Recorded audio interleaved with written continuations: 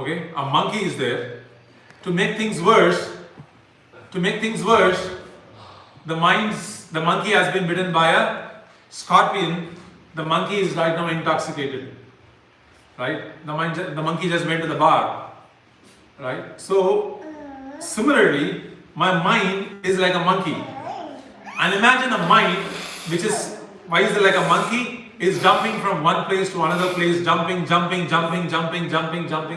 all the time jumping. Right? And to get some reprieve, you want to quieten it down. But quietening the mind down is like, without direction to the mind, it's like taking a painkiller. Right? If you just quieten the mind down alone, without understanding what is the point of it, where am I going, what should come next, what's the goal? So a proper thought process, if it's not there, then it's like it's just getting some reprieve. That's it. So my point is, the mind is like this. It's distracted, and to make things worse, it is also ignorant. It has no proper direction to make things worse. And more so, it's more proud. The mind is ignorant, it is distracted, it is proud. It is proud. I already know everything. So imagine this combination, deadly combination, it's a deadly cocktail. This is my position right now. I'm telling you why I need yoga. I need yoga because I have a mind which is distracted, which is imagining things, it's an illusion. There is an acronym for the mind. M stands for magnifies things. I stands for it imagines things. It imagines so many things. Right? Because it's a delusion. That's why I'm saying it's drunk. The monkey is drunk.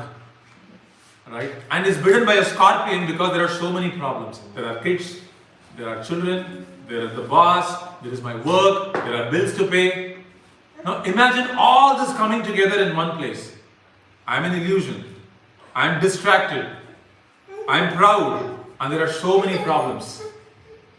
Right? To make things worse. So many things around me. Now how will I find a solution to my problems? How will I find a solution? This is my predicament right now. So how desperately I need something to actually fix this. I should be very eager for this. Right? I should really think this is what I should be doing first. What else should I be doing? If I can't take care of my own mind, what else am I doing? You see what I'm saying? So this is what we're going to talk today. In the Bhagavad Gita, we talked about knowledge. Knowledge, we talked about what is knowledge last week. We'll continue that.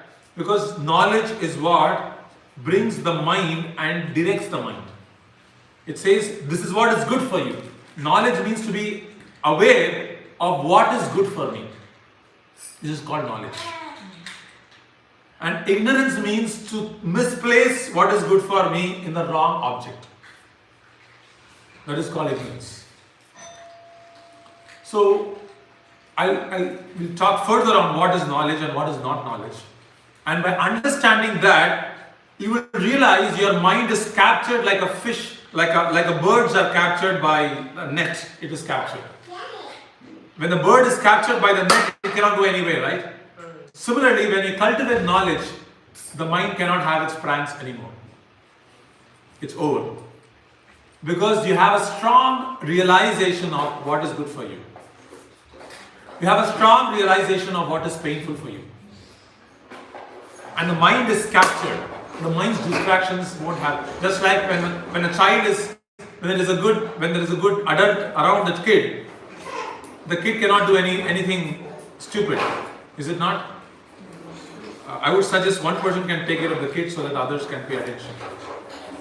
So the kid cannot do any wrong. Similarly, when the mind is guided by appropriate knowledge, then naturally the mind is, gradually coming to, its correct course. So we need good intelligence. We need good guidance. And who can be the guide? Our intelligence. Guided by someone like we are reading Bhagavad Gita for that. So that we get guided by the intelligence of great sages, intelligence of people who have actually practiced this. You see? So maybe we'll flash Bhagavad Gita and then we'll come to the Kirtan part.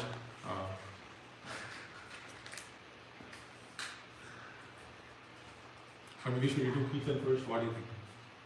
So do you want to have Kirtan first? It's okay? It's okay. Yeah.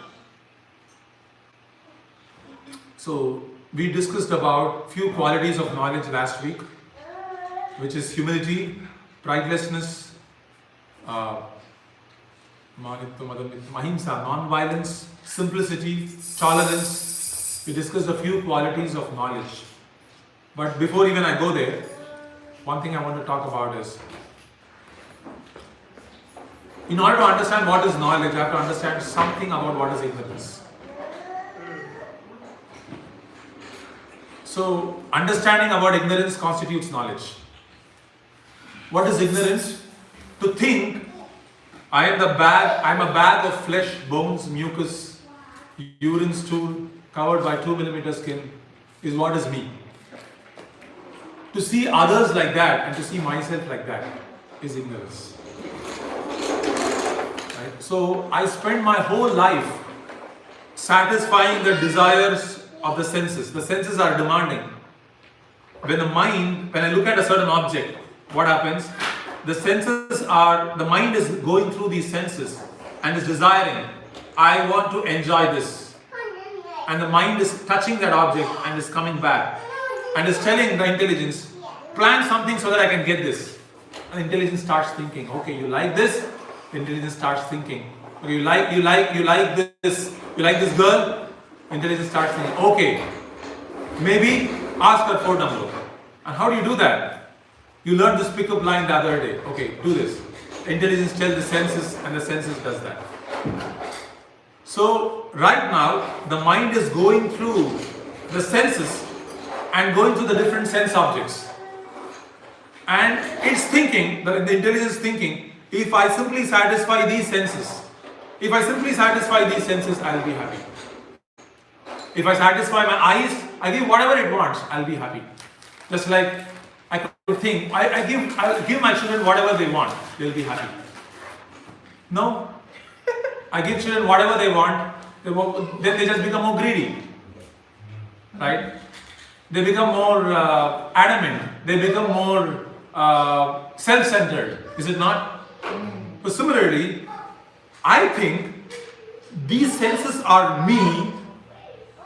Whatever, the mind is like a ventriloquist. It makes me believe that whatever the voice that's appearing on my mind is me. You get what I'm saying?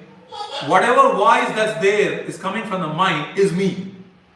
And if I give all my energy, momentum and thought to satisfy that, then I'm happy.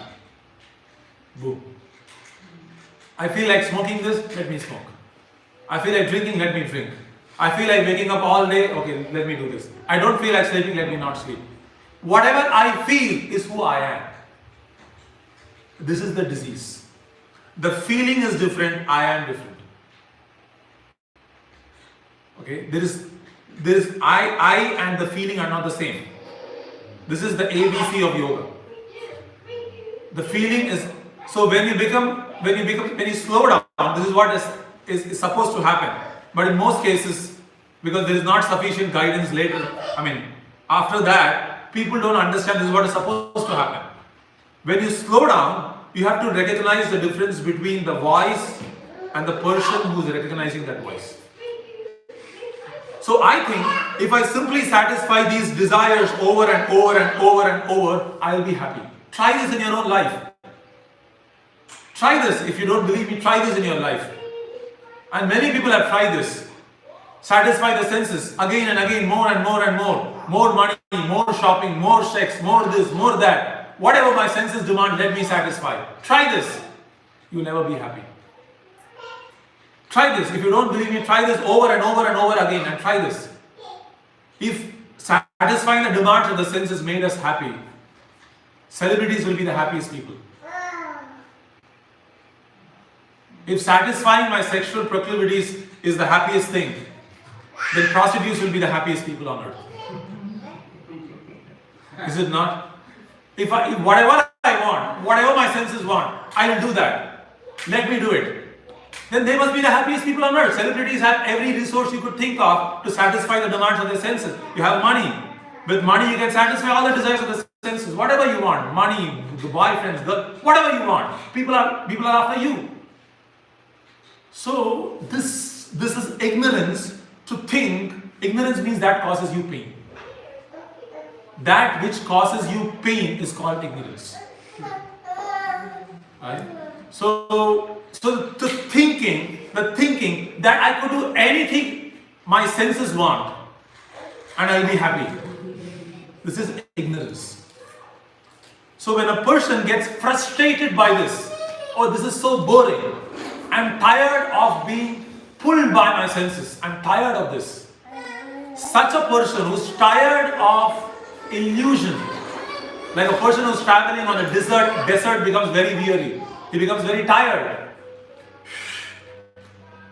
I'm tired jumping one girlfriend, boyfriend, boom, boom, boom, boom, boom. Going from one video to another video on YouTube, boom, boom, boom, boom, boom. It's tiring. I want some reprieve. Like a bird is flying on over an ocean and is tired, is looking for a tree to perch on. Similarly, what is the beginning of yoga? What is the beginning of yoga? The beginning of yoga is to be having some detachment from this materialistic way of life. Some detachment. You must be a little bored of this repetition. Boom, boom, work hard and then die one day. Work hard, pay your bills and die one day. I'm tired. I'm earning for truth.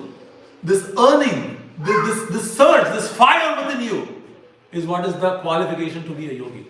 Not some cheap, wishful thinking, some feel good, I just want to float in some imaginative ecstasy. That doesn't sell. I must really have a fire. This is so tiring. I really want happiness. There must be something beyond this. So when a person is freed from this, when a person is tired of falsities, when a person is tired of acting in this world, because I have to act here. With my boyfriend I have to act in a certain way, with my boss I have to act in a certain way, with my girlfriend I have to act in a certain way, with my children I have to act like a father, I have to act. Who am I? Who am I? I'm constantly acting, who am I? Really, the real me, who am I? Do we know that? We don't know. We don't even ask that question. So to know means to understand this filth of ignorance, first of all. This is the prerequisite for entering into knowledge. To understand this filth. This is filth. This repetitive illusion is filth. So when a person becomes decisive about discarding it, I'm done with this. Like I know Kyle is not here. So Kyle's friend, I think Andrew told me the other day. Very nice guy. All of you know Andrew? Andrew, right? What is his name? Lawrence, I'm sorry, I get mixed up. So Lawrence, I miss Lawrence, So Lawrence told me the other day, I was trying to quit something and I decided one day, I'm done with this.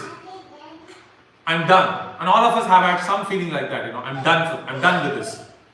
This has caused me too much pain, I'm done with this. So this decisiveness, this knowledge, when it comes, just not for that thing, but on a very global level, on a very local level, it frees you from some specific type of a pain. But on a global level, if you understand something about reality, then it frees you from a lot of pain. Right? So this decisiveness is also called knowledge. So my point is, this free is obeying the demands of the senses is what the whole world is going on. When you satisfy the demands of these senses, you become greedy. When you don't satisfy the demands of the senses, you become angry. Greed is, someone gives you something, you get a more of it. I was talking about this yesterday. So when someone gives it to you, you become more greedy. I want more of this. Right? He got a car, he got a better car. Because the nature of the soul is that it wants the best thing in the world. It doesn't want anything less. It doesn't want anything less. So when you understand that the best thing is not matter, there is no competition here, because this person is also going to die, I am also going to die. Where is their benefit? Where is their competition? What are we talking about? This body is going to become ashes, stool, or are we going to be eaten by worms? Whatever the body I am celebrating so much, what is this? What is this? All the gaga about. What is all the gaga about? Right? What is all the fuss about this body? And where is this body going to? Just analyze. Where is the body going to? What is the difference between my body and your body? Is there any difference? Is there any difference between my body and your body? In terms of course, the ingredients? No. Is going to go to Mother Earth, yours is going to Mother Earth. Is it not? But the soul is so attached to this body. And the illusion that arises out of this bodily identification. And because of that, I become desirous to enjoy this world, dominate this world, control this world, possess this world. And then you get slapped by time and then one day you die. Like bubbles on the ocean. They bubble, they grow and then boom. That's it. Case closed. That's it. That's it. Right? Anyone remembers the person who won the Olympic gold medal in 1988? Anyone? No. Non-entity. No relevance. Right? Who won the Football World Cup in 1992? Who cares? Who won the Super Bowls in 2012? Irrelevant. Right? Pales into insignificance. Pales into insignificance. Okay, let me push it a little further. But my point is, it pales into insignificance. Whatever we are fussing about right now, whatever I'm fighting over right now, pales into insignificance. Time makes everything irrelevant. So this lust becomes greed, and when someone doesn't satisfy it, then I become angry. Children become very angry easily. Because my parents don't satisfy my desire, so they are bad parents. She's a bad girlfriend. She's a bad boyfriend. He's a bad boyfriend. Bad husband. Bad wife. Bad this, bad that. Because I desire something, and the desire is me. And that person doesn't see me as my desire, because of that she's bad. He is bad. Right? So this is all Maya. Maya means illusion. Illusory energy of the Lord is called Maya. By which I'm thinking this is all permanent. So this is the beginning of ABC of knowledge, where I see my own foolishness. I see my own foolishness. And I am determined to not repeat it. I get a searing desire, I get a burning desire to be out of it. If you feel like that today, then you are a candidate for becoming a yogi. I don't say this. Krishna says in the Bhagavad Gita, Yam sannyasam iti prahu yogam tam vidhi pandava nahi astanyasa sankalpaha yogi bhavati kastana. Whatever you call yoga, you should understand it to be the same as renunciation. Yam sannyasam iti prahu. Sannyasa means renunciation. Yogam tam vidhi pandava. Understand it as the same as yoga. If a person doesn't have a determination to be free from illusion, there is no point of talking about yoga. Because how can you be connected to reality when you're not interested in disconnecting from illusion? How can you, what do you say the right word? How can you lit a fire? How can you ignite a fire by pouring water over it simultaneously? You can't do that. This or that. Of course, I can have my own frailties in getting out of illusion. That is different. But my determination must be strong. A child can slip, but he must be determined to get up. Right? It's okay to slip when you're trying to walk. But you must not rationalize that Okay, I'm falling down, maybe this is yoga. Alright? Let me make a new version of yoga where it appears very natural to be attached to illusion. If I can't be a real yogi, change what it means to be a yogi. To make me feel successful. Right? Change the goalpost. I can't score this goal, so shift the goalpost. So that is not yoga. That is not honesty, right? So we'll discuss about some aspects of knowledge. I just want to set a spirit of what yoga means, knowledge means, And when we have the spirit of knowledge, the spirit is important because you understand something by the spirit of it. You understand something by the passion of it. If you understand the spirit of knowledge, you get an excitement for it. And if you're excited by Bhagavad Gita, if you're excited by what we are going to talk about today, then you've understood it. Because the proof of understanding is excitement. The proof of understanding truth is to be excited by it. If you're excited by it constantly, you can be sure that you are in reality. Right? Whatever we are excited by is who we are. If you're excited by honor, that is who we are. If you're excited by respect and adoration, this is who we are. If you're excited by sex, that is who we are. Whatever excites us is who we are.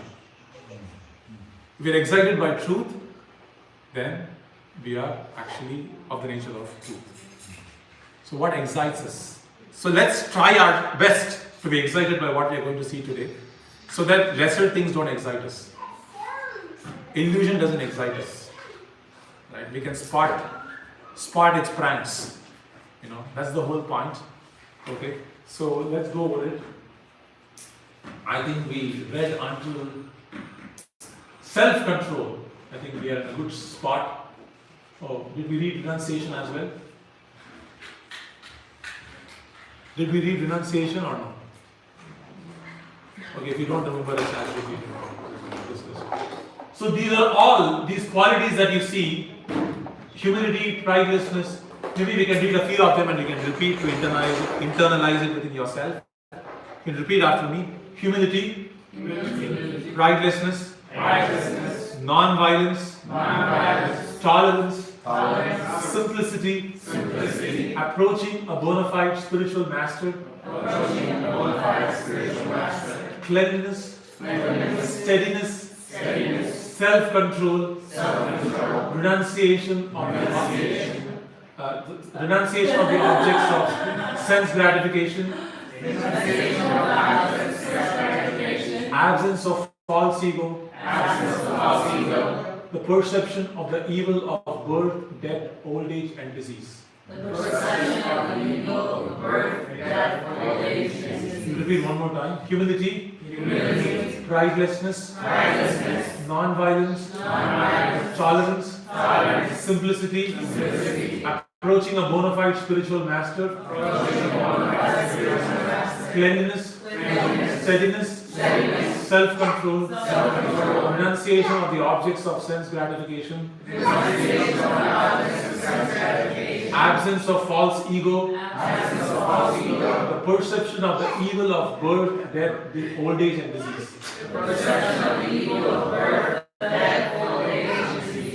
So these are some things that you see are symptoms of knowledge. Knowledge does not mean I know something, I know certain programming, I know carpentry. So these are skills. But the beginning of knowledge is humility and pridelessness. And one of the things we are going to discuss today is renunciation of the objects of sense gratification. I talked about it briefly today. Right? Renunciation is to not have enthusiasm for what most of the world is going for. Right? The whole world, sheep, they flock together. So to not be enthusiastic about that. And imagine, most of the people in this world are anxious because they have a certain philosophy. If I associate with them and if I have the same philosophy, what is going to be the fruit? The same feeling that they have, anxiety. Because the seed, whatever seed I sow is the fruit I get. If I sow in the seed of a certain philosophy, I get a certain fruit. If I sow mango seeds, I get a mango fruit. If I sow in apple seeds, I get an apple fruit. Is it not? So if garbage in, garbage out, is it not? So if I associate with, say if I'm on Instagram or whatever, wherever I am, and people are talking about food, this food, that food, you talk about so many things, this movie, that movie, and the philosophy is that I am going to satisfy the demands of these senses. And I might feel good watching Until One, some Insta Reels. Or I might feel good watching a series on Netflix. But what is my net feeling? Net feeling, what is it? I have to determine that for myself. Study it for myself. Right? So yoga, what it does is, when you get knowledge, these different voices will come together and you can it will actually be segregated. Right now, even if I'm feeling bad, you can't learn from you feeling bad. Because this feeling bad is one thought. Feeling excited is one thought. You feel excited about something. You feel miserable is one thought. Feeling hurt is one thought. But all these thoughts are not coming together right now.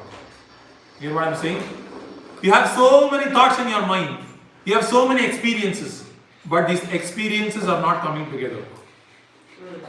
When these experiences are synergistically coming together, then there is only one conclusive lesson from that experience. That multitude of experiences. So when all the thoughts are converging, that is knowledge. When you can learn from your experience. Right now, there are multiple thoughts in your mind. So there are multiple personalities. So you can't learn from that.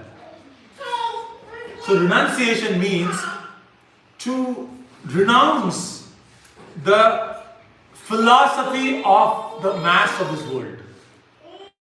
Because it leads to a different fruit. So one must study the consequences of every action. This action leads to this consequence. This action leads to this consequence. The celebrity is using this, but what is the consequence of the celebrity? Am I going to take life lessons from the celebrity? People do these days. Right? People take life lessons from the celebrity. People understand philosophy from celebrities. A celebrity can talk on anything and you'll be welcome. It will be news. Anyone can talk on, a celebrity can talk on any damn thing and it is considered as truth. Right? So we must understand the celebrity himself or herself is following it. What is the conclusion? Where is the celebrity going? What is her experience? She's having suicidal thoughts. She herself is anxious. She herself is going through depression. So how can that philosophy help me? So renunciation means to renounce the philosophy of this world. What is the philosophy? Get more, consume more, enjoy more. Get more, consume more, enjoy more. This is the philosophy of this world. Work hard. For what? So that you get more. So that you consume more what you don't want. And then you can believe yourself that you are enjoying more. So that you can convince others that you are enjoying. So this is the illusion of this world. Where it makes you work hard for nothing. So a person who is knowledgeable means he is lazy intelligent. There are 4 classes of people. Lazy intelligent, busy intelligent, busy foolish, lazy foolish. Lazy foolish is the lazy bum. He doesn't do anything, he is foolish. He is lazy. Lazy foolish. You know that guy. Couch potato. Right? Buys the lace tips, buys some things, on the couch, Netflix series, Wi-Fi, eat, repeat. Wi-Fi, eat, sleep, repeat. Right? I saw a t-shirt like that. Wi-Fi, eat, sleep, repeat. Right? So that is lazy foolish. That is lazy foolish. Right? So not having any conclusive goal. And another person is there, he is busy foolish. He feels, I am not making any mark in the world. So I have to do something. So what do? Think of something, copy something, put on Instagram, smile, do something weird, become popular. Be busy, be popular, be more famous, do something, build a big skyscraper, and then when it is too bad and then demolish it again. Do something, go to Mars, do this, do that, do something, but be busy all the time. If it is foolish, so it's what? It's not very sustainable. It's not very sustainable. He does something and then he repents over it. He's busy, he looks very busy, but he's foolish because he's suffering out of his busyness. He's very busy, but he's getting stressed and anxious and going through depression disorders. Relationships are suffering, personal relationships are suffering. His professional life is very busy, personal life is going for a toss. Children are doing drugs. Busy, foolish. Very busy, foolish. Gets angry. Like I talked about a corporate guy. He was traveling in an airport, he's traveling in an airline, very busy, top job, but foolish. What did he do? He groped a girl who's sitting nearby. He's in the prison right now. Busy, foolish. Busy, foolish, right? Very busy. He's a top class guy, CTO, Chief Technological Officer. He groped a girl. He does not know how even to basically in control of his own senses. He's not even in control of busy, foolish. Looks very good, wears a suit, talks nice English, very professional, looks like a gentleman. Foolish. Right? Pretty covers lie. Right? Packaging is all good. Right? This modernism, postmodernism world is all packaging. How you can package things. Right? How do you sell things? So this is busy, foolish. The next category is busy, intelligent. He's intelligent and he's working in this world. He's working in this world to make tangible transformation to this world and he's busily working. But he knows where he is going. I give this example of a person who has a car key but who does nothing with it and sleeps in it. That is the lazy foolish. And the busy foolish is he has the key but he just keeps endlessly driving anywhere. He just keeps driving. Why do you drive? I don't know, I'm driving. Where do you go? I don't know where I'm going. I'm very busy, don't disturb me. I'm going somewhere. Where are you going? I don't know where I'm going. So this is busy foolish.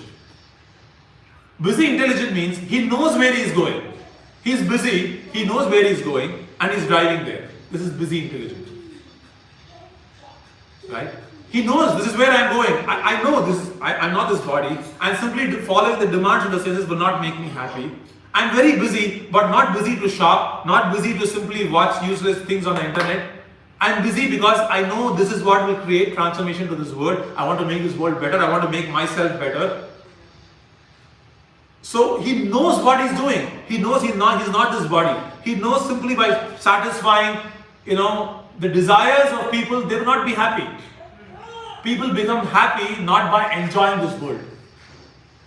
We can be happy when we actually serve, not by enjoyment.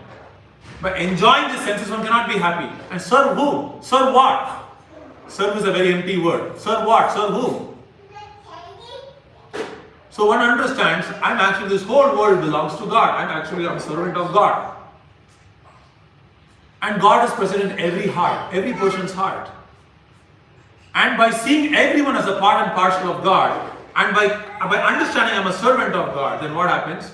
This is real. So he knows the purpose, so he's busy intelligent. There are other class of person. He might not be busily in this world, but he might be a person who's writing a book maybe. He might not be working hard, maybe traveling in flights or something. He's like a lazy intelligent. Like the person who wrote this book, wrote a commentary to this book, lazy intelligent, you could say like that. Right? Because he's the top class person. Because of the lazy intelligent, the person who's busy becomes intelligent. And the person who's lazy becomes more busy, purposefully busy. Right? So, we should never be the fourth class person or the third. Second is good. Busy intelligence is very good. So the reason I'm making this point is, renunciation means to give up the company of the person who is the lazy foolish. Lazy foolish. To give up his philosophy. To give up this thinking. So that's why, I mention this all the time. Consistency is the key when it comes to cultivating renunciation. Because consistency gives knowledge. Knowledge gives renunciation. You can't renounce something if you do not know it causes pain to you. You know what I'm saying? If you know something is painful, you can renounce it. If you're not sure it's going to cause pain to you, how much ever you try, you can't renounce it. You must be completely convinced this is painful. Only then you can renounce it. And the clarity of that is knowledge. And if you can understand that a philosophy itself is painful. To understand something is painful is one thing. But to understand a certain philosophy itself is painful is another thing. A certain thinking itself is painful. A certain outlook itself is painful. A certain way I see people itself is painful. To say that rape is very bad is one thing. But to say the philosophy, the outlook of seeing people as their bodies itself is bad is another thing. That's what is causing rape, right? Ultimately. To objectify a woman itself is bad. To see her as an object of enjoyment itself is bad is another thing. It's very difficult it's not to see like that, because you have to be on a spiritual platform to see everyone as a soul. Soul, soul, soul, soul, soul. Not body, not girl, not boy, not African, not American, not Indian, not Hindu, not Muslim, not Christian, not Protestant, not Catholic, not this, not that. Nothing of this is actually related to the soul. It's all to the body. It's a mental conjecture. I bring in a Christian today. I bring him to a Muslim discourse. For 3-4 months, he'll be conditioned to believe he's a Muslim. So it's all conditioning. You repeatedly expose someone to a certain thing, it becomes conditioned. You repeatedly say something to someone again and again, over and over and over, you believe it. It's a belief system. It's all beliefs. But we're talking about the unconditioned truth. This is knowledge. So renunciation is important. So renunciation, you're all renounced in one sense. You know how? You renounce something you have to do today to come here. That is renunciation. You renounce something you have to do today. You could have done today to be here. That is renunciation. Super Bowl. Huh? Super Bowl. Okay. Very great. Great renunciation. Okay, I don't know Super Bowl is a big thing. I don't even know how that works, but my colleagues talk about it like it's the biggest thing. So, okay, but that's good. I renounce nothing. Wow, great. Okay, nice. So great. So the challenge is to renounce the same things or a different thing next week. Yeah. Okay, that's the challenge. Okay, how many of you are up for the challenge? Test for renunciation next week. Yes. Sunday 6:30, Sunday 6 p.m. Okay, let's see. Your renunciation metrics, right? I'm traveling, but I'll do renunciation. Okay, great. So next time you're here, next time you're in Detroit, Yeah. right? So that's the renunciation metric. Well, I renunciated today, actually. I was supposed to go home today, but I stayed for this. Hey. Great, really great. It's difficult, it's not easy. I'm saying out of my own practice, it's very difficult. Mind tends a lot. It's difficult. For my own practice, I'm saying it's difficult. So, great. Thanks. Right? So, but repeat it. Challenge your mind. Conquer your mind. Repeat it. Right? And to make things better, there is good food at the end. So, right? So that, it's good reason. And then next, we'll discuss 2 more things and then we'll stop. Okay, already 7:02. So next is absence of false ego. I also talked about it briefly. False ego means to think myself as something I'm not. Ego means myself. The sense of self is called ego. False ego means to think of something that I'm not. Like I'm an Indian, Democrat, Republican, or Protestant, a Hindu, Indian. This is all false ego. I like this. I belong to this family. So this is all false ego. So the more and more one performs austerity, one is charitable, the sense of I and mine gradually comes down. I means this body is me, and whatever belongs to this body is mine. Whatever is to be enjoyed by this body is mine. This car is mine, this house is mine, like Leonard. One example of absence of false ego, I could say, is Leonard, I see. Because he doesn't think the studio is his. Is it not? Is it not? That's great, is it not? Like he wants to open it, really I'm saying. Right? You want to kind of open it to others. And one more example I'm very inspired is Santushka, my friend here. He wants to invite everyone to his house and he wants them to stay over and he'll make you feel that it is your house. And you can use anything in that house and you'll actually forget I'm in someone else's house. Right? So the more and more we have the sense, we can find ways to practically get out the sense of I and mine. Where I want to enjoy this and this person is a threat to my enjoyment. Right? Everyone is a threat around me. This is called the materialistic vision. Everyone is afraid of the other person. Why? Because this person is a threat to my enjoyment. So when you're afraid of someone, that is materialistic outlook. Knowledgeable outlook is where you're not threatened by what can you take away from me. I don't have anything else. Only thing I have is God. That's the only thing I possess. I don't possess anything else. Right? My knowledge of reality is the only thing I possess. Right? That's the only thing I don't possess anything else. I'm empty. I'm empty-handed. I don't have anything. So this outlook, if one has, then immediately you will be boundless happiness. So our process of meditation is very simple.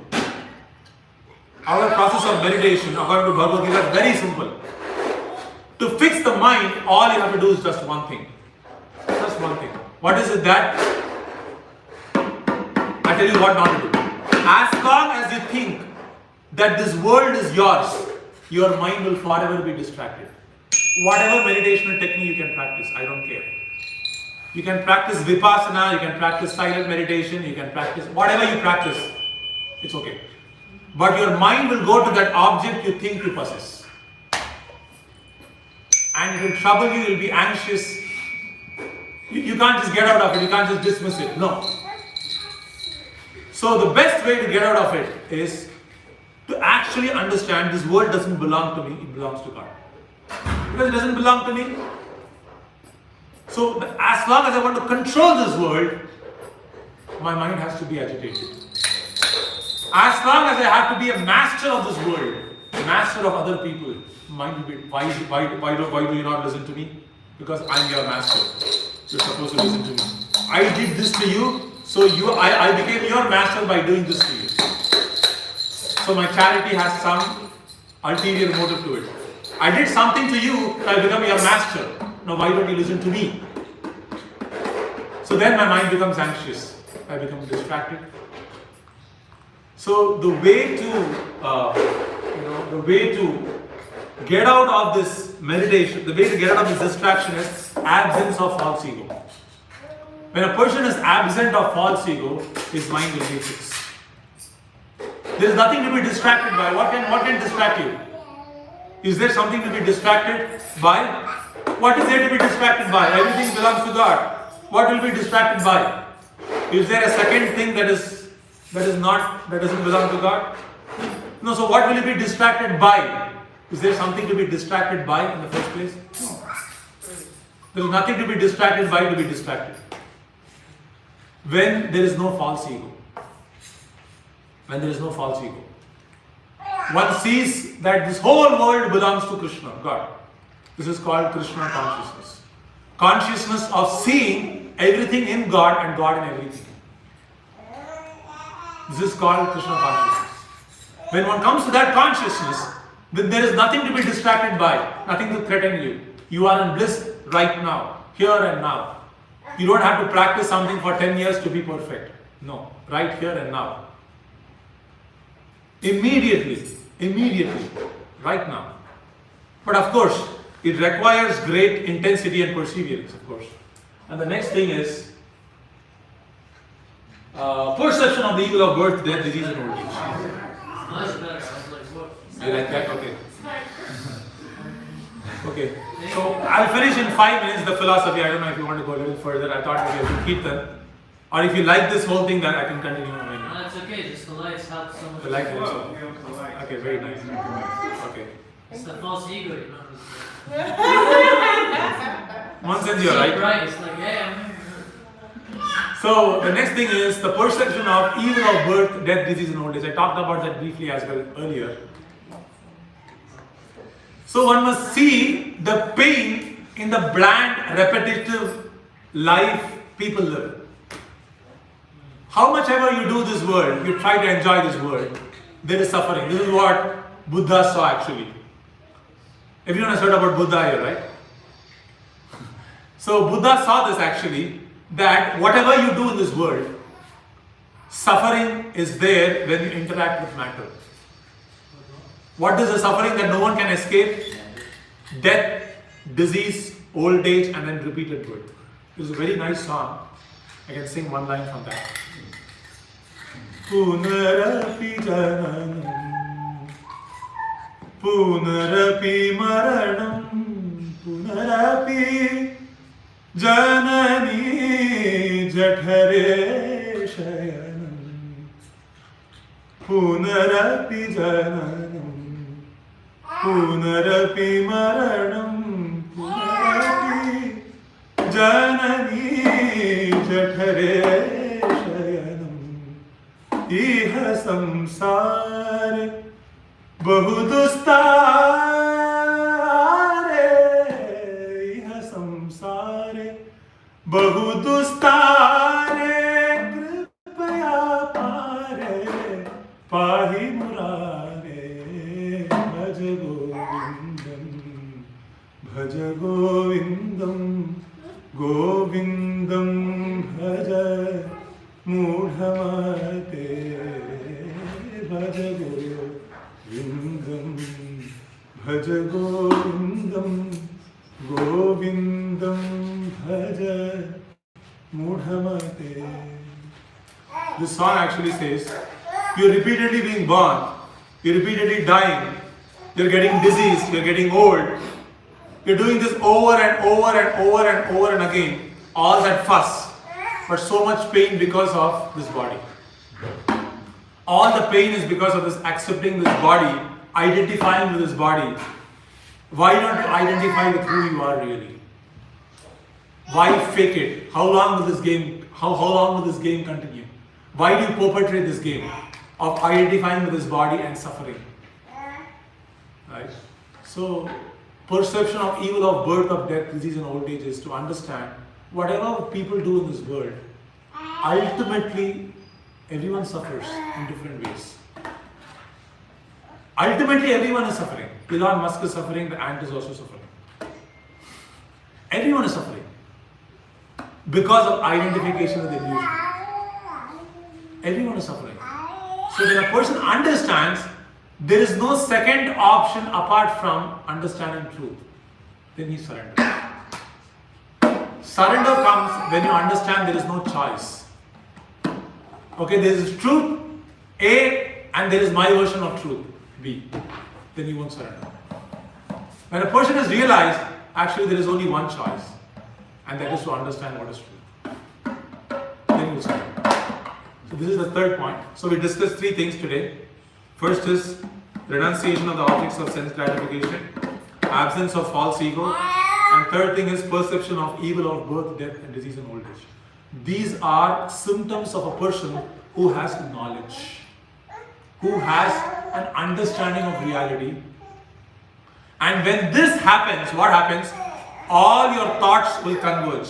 All your different personalities will converge. And you can see yourself as one, and you can judge whether you are happy with that person or not. And if you are not happy, you can sacrifice that person and a new person will come out. Right now these thoughts are all segregated everywhere. And you don't even know. It's just a random bits of information blurting through your brain and then manifesting as your personality. That's all. That's all that's happening. Your mind is firing different thoughts and you're acting on it mindlessly without going anywhere, and something called weekdays happen and weekend happens and day passes and decades pass and you die one day, and that we call life. Right? So yoga is your life begins. Your life begins where your multiple personalities converge. And how does it converge? By practicing what we are going to do, by doing something what we are going to do right now, meditation, mantra meditation. It converges. It converges, and then your mind is fixed on God, Vishnu, Krishna. And then it is fixed, you can see yourself, the false self, and the real self. And that is it, over. The game is over. That's all. There's nothing more to say. Yes. I have one little question. How Yes. would you define the false ego? False ego is the thinking that I am something other than myself. The thinking, or maybe to make it more external, the thinking that, I own this. That's why I said false ego is manifested as the sense of I am this body, and the sense of whatever this body is mine. Whatever belongs to this body is mine. I am this body, and because this wife is gives enjoyment to this body, she is my wife, or he's my husband. These are my children, and this is someone else's children. This is someone else's. This is not mine. This is someone else's house. This is my house. This is mine. This is my phone. This is all false ego. Right? So when a person understands actually everything belongs to God, that is the absence of false ego. Isha vasyam idam sarvam. Everything belongs to God. Right now, yesterday, tomorrow. Yesterday I didn't recognize it, today I recognize it. That is it. Great, thank you. Yeah. Okay. Anything else? Any other questions, comments? What chapter is it? This is 13th chapter, 20, 8 to 12 shloka. 20, 8 8 to 12. to 12, 13.8. Bhagavad Gita. Bhagavad Gita, yes. 13.8. Yes. So this is what I feel, in my own practice of mantra meditation, all my personalities converged. It's like a thief, you just recognize this person as a thief. When a thief comes here, wants to burgle, all I need to chase him out is to recognize he's a thief. And similarly, when bad thoughts are coming, or whatever, something that is not helpful, all I have to recognize is bad and then chase him out. So, but this is not converging, right?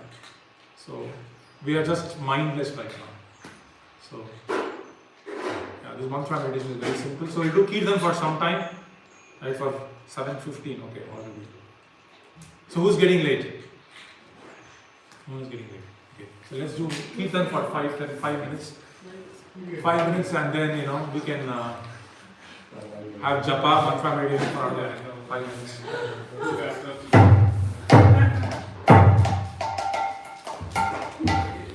So the way this goes is, this is called a call and repeat fashion. I call and then you repeat it. I chant this mantra and you repeat after me.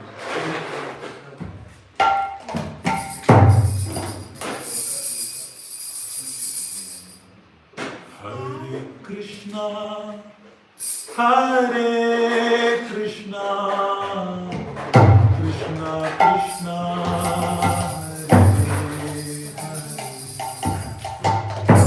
Hare Rama, Hare Rama, Rama Rama,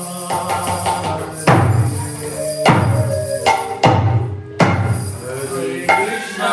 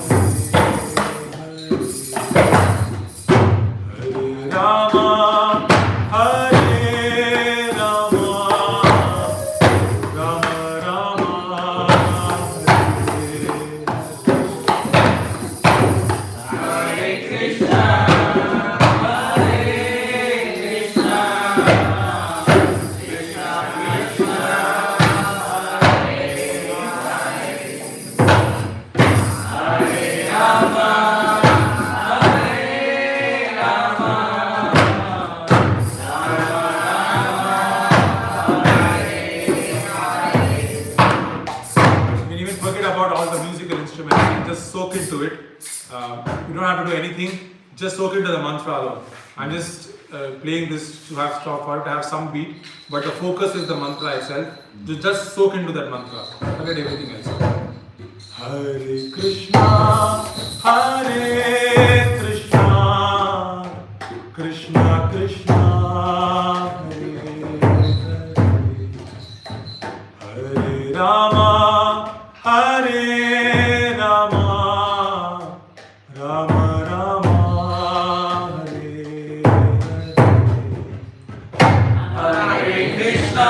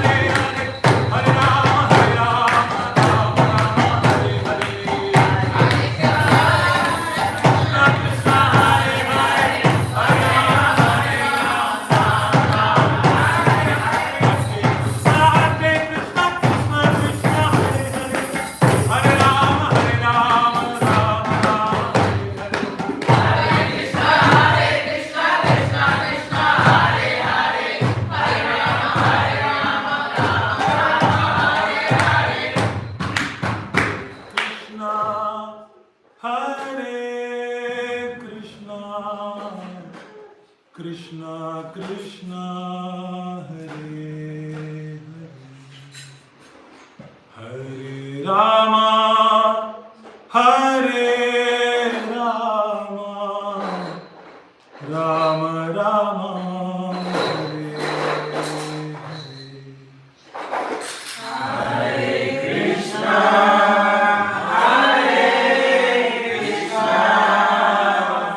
Krishna, Krishna Krishna, Hare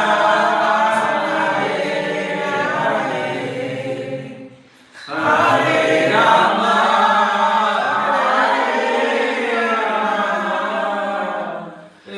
Rama Rama, Hare Krishna, Hare Krishna, Krishna Krishna, Hare Hare, Hare Rama, Hare Rama, Rama Rama, Hare Hare Krishna,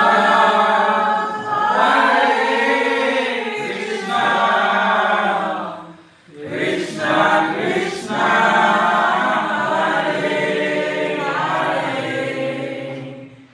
Hare Rama,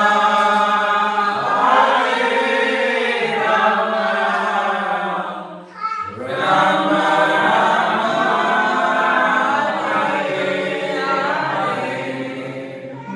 Hare Krishna, Hare Krishna, Krishna Krishna, Hare Hare, Hare Rama, Hare Rama, Rama Rama, Hare Hare. Hare Krishna, Hare Krishna, Krishna Krishna, Hare Hare, Hare Rama, Hare Rama, Rama Rama,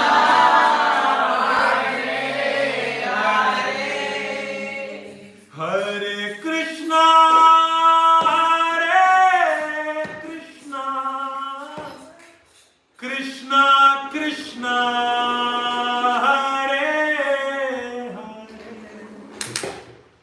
Hare Rama, Hare Rama, Rama Rama, Hare Hare.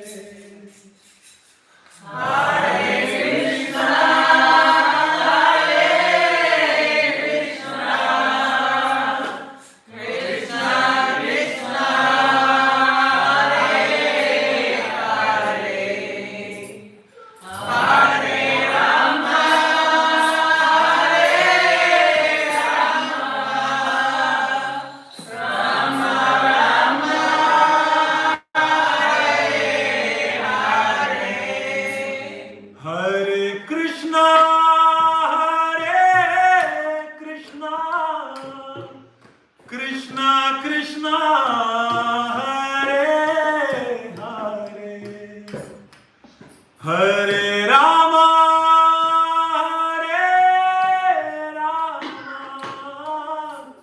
Rama Rama, Hare Hare.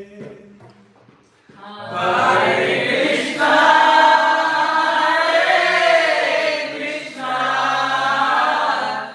Krishna Krishna, Hare Rama, Hare Rama, Rama Rama,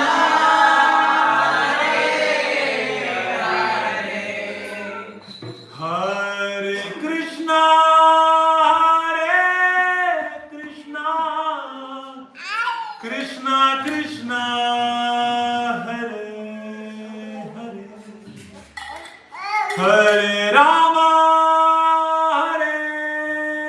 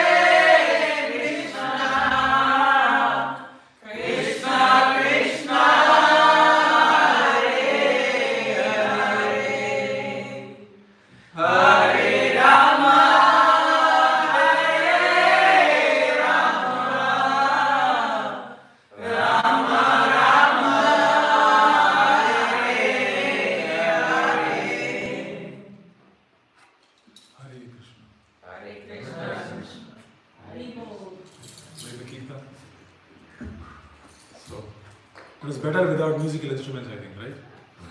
You could pay more attention to the mantra. So,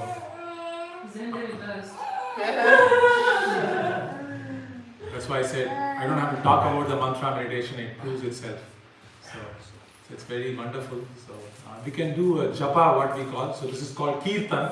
Kirtan means to sing it all aloud. So japa is you kind of do it, mutter it within yourself and you internalize the mantra.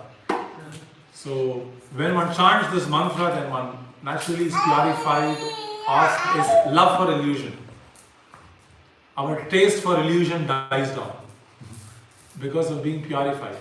So to be purified means to reduce our affinity, aptitude, our love, our romance, our affair with illusion. So we'll do this. So the way we chant is, I could show you how to do it.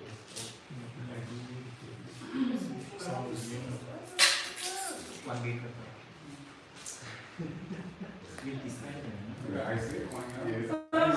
Okay. So the way you do it is you take your middle finger, you hold one part of the bead with your left hand, if you could, so that you have more control. And you take the middle finger and the thumb, and you roll the middle finger and thumb over the bead. And this makes sure that your hand is engaged. Your hand is engaged, your ears are engaged, your tongue is engaged. And when all of them are engaged in the mantra, so that's yoga. All the senses are engaged. Right? So engagement is also yoga. So engage in the mantra, you don't worry about the disconnection. Right? Quietening the mind down automatically happens. So you roll the mantra, you bead over the mantra, you roll your fingers over the bead and chant the mantra. Actually, there are two ways of doing yoga. One thing is to disconnect from everything bad, disconnect from everything outside. You quieten down the mind. That's the one way of seeing yoga. The other way of seeing yoga is to positively connect to the mantra. Right? So here you don't have to still your mind or do anything. You just connect to the mantra. The mantra does everything. The mantra quietens down your mind. It purifies you. Everything the mantra does. You simply have to, stop doing anything. Let the mantra do it. So to not do anything is the secret of doing the mantra meditation. You simply have to hear the mantra, and that's all you have to do. Okay, so you can chant right now. So the mantra is Hare Krishna, Krishna Krishna, Hare Hare, Hare Rama, Rama Rama, Hare Hare. You can mutter it to yourself so that you can hear it. If you just chant it with your mind, you might fall asleep. So someone would fall asleep.